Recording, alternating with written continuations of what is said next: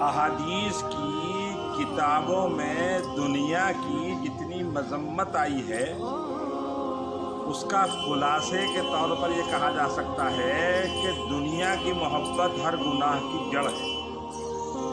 ایک عام بات لوگوں کی طرف سے کہی جاتی ہے کہ ہم دعا مانگتے ہیں تو ہمیں رونا نہیں آتا، تو گویا سوال یہ ہوا کہ آدمی کی آنکھ میں آنسوؤں کے نہ آنے کی کیا وجہ ہوتی ہے جس کی وجہ سے آدمی کی آنکھ میں آنسو نہیں آتے؟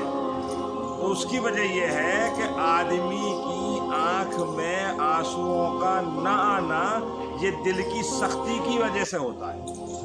یعنی جب دل سخت ہو جاتا ہے تو پھر آدمی کو رونا نہیں آتا، اور دل کی سختی کی وجہ وہ گناہ ہوتے ہیں۔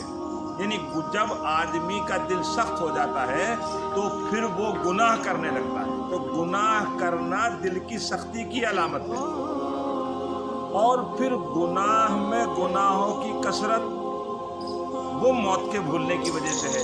جب آدمی یہ بھول جاتا ہے کہ مجھے مرنا بھی ہے، مجھے اگلی زندگی میں بھی جانا ہے، مجھے دوسری دنیا میں بھی جانا ہے، یہ بھول جاتا ہے نا، پھر تو وہ سوچ لیتا ہے کہ ساری موج مستی کی جگہ دنیا ہی ہے، پھر وہ تمام حدود توڑ دیتا ہے۔ اس لیے کتابوں میں لکھا ہے کہ اگر آدمی آنکھ سے اندھا ہو اور وہ چلنا شروع کرے تو وہ اندھا آدمی دیوار سے ٹکراتا ہے، سائیکل سے ٹکراتا ہے، کار سے ٹکراتا ہے، روڈ پہ پتھر سے ٹکراتا ہے۔ کب؟ جب آدمی آنکھ کا اندھا ہو، اور اللہ نہ کرے اور 1000 مرتبہ اللہ نہ کرے اگر آدمی دل کا اندھا ہو جائے، اس کی دل کی آنکھیں اندھی ہو جائے، تو پھر وہ قرآن سے ٹکراتا ہے، حدیث سے ٹکراتا ہے، اللہ کے حکموں سے ٹکراتا ہے، رسول اللہ صلی اللہ علیہ وسلم کے طریقوں سے ٹکراتا ہے۔ تو میں یہ عرض کر رہا تھا کہ آنکھوں میں آنسوؤں کا نہ آنا وہ دل کی سختی کی وجہ سے ہوتا ہے، اور دل کی سختی وہ گناہوں کی وجہ سے ہوتی ہے، اور گناہوں کی کثرت وہ موت کے بھولنے کی وجہ سے ہوتی ہے، اور خود موت سے غفلت وہ لمبی امیدوں کی وجہ سے ہوتی ہے۔ جب آدمی کے اندر امیدیں لمبی ہو جاتی ہیں تو پھر موت کو بھول جاتا ہے، بلکہ جب موت کو بھول جاتا ہے تو پھر امیدیں لمبی ہو جاتی ہیں، پروگرام بڑے ہونے شروع ہو جاتے ہیں اس کے۔ آدمی ظاہر بات ہے کہ جب اسٹیشن پر بیٹھا ہوتا ہے تو اسٹیشن سجانے کی سنوارنے کی کوشش نہیں کرتا، بلکہ سمجھتا ہے یہ تو اسٹیشن ہے، میں پھر ٹرین کے بعد چلے جانا ہے۔ لیکن اس کے برعکس جب دنیا میں رہتا ہے اور سوچ لیتا ہے کہ مجھے گویا مرنا نہیں ہے، تو پھر وہ لمبے لمبے پروگرام بنانا شروع کرتا ہے۔ تو میں نے عرض کیا کہ موت سے غفلت وہ لمبی امیدوں کی وجہ سے ہے، اور خود لمبی امیدیں یہ دنیا کی محبت کی وجہ سے۔ اس لیے کہا جاتا ہے کہ دنیا کی محبت ہر گناہ کی جڑ ہے۔ تو پوری بات کا خلاصہ یہ نکلا کہ دنیا کی جب محبت ہوگی تو امیدیں لمبی ہوں گی، جب امیدیں لمبی ہوں گی تو موت سے غفلت ہوگی، اور جب موت سے غفلت ہوگی تو گناہوں کی کثرت ہوگی، اور جب گناہوں کی کثرت ہوگی تو دل کی سختی کی علامت ہوگی، اور دل کی سختی کی جب ہوگی تو پھر آنکھوں سے آنسو نہیں جاری ہوگی۔ اس لیے آدمی کو چاہیے کہ وہ اللہ تعالیٰ کے سامنے رونے کا عادی بنے۔ اور حضرت تھانوی نے تو بہت پیارا جو ہے مسئلہ ہی حل کر دیا۔ حضرت نے لکھا، کسی نے لکھا حضرت کو کہ حضرت رونا نہیں آتا، حضرت نے لکھا ارے تمہیں دعا میں رونا نہیں آتا تو یہی سوچ کے رو لیا کرو کہ مجھے رونا بھی نہیں آتا۔ اور اگر اس لیے موت کو کثرت سے یاد کرنا، اگر آدمی موت کو کثرت سے یاد کرے تو امیدیں چھوٹی ہوں گی، جب امیدیں چھوٹی ہوں گی تو گناہ کم ہوں گے، اور جب گناہ کم ہوں گے تو دل نرم ہوگا، اور جب دل نرم ہوگا تو آنکھوں سے آنسو بھی جاری ہو جائیں گے۔